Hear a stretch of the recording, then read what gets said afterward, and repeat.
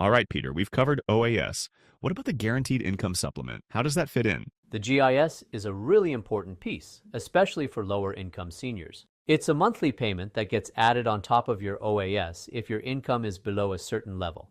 It's not something everyone qualifies for. It's specifically meant to support those with limited retirement income outside of government programs.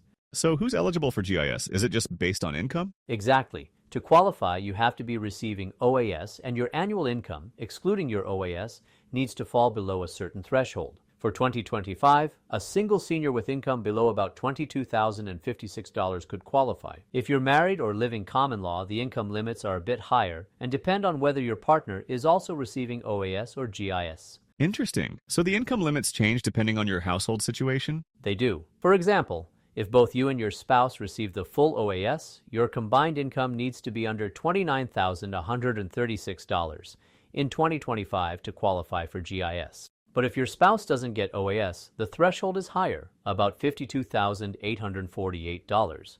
The idea is to make sure that seniors who have fewer resources get more help, especially if they're supporting a partner.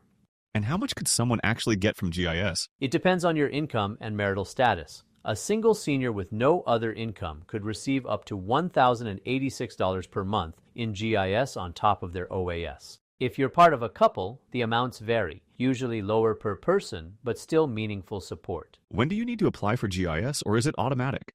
In most cases, if you're already receiving OAS and you file your taxes every year, Service Canada will assess your eligibility automatically. But if your income drops suddenly, say due to retirement or a change in circumstances, it's worth reaching out directly. Don't wait. And like OAS, GIS adjusts with inflation too? Yes, it's reviewed quarterly. January, April, July, and October, just like OAS. That helps keep it aligned with the cost of living.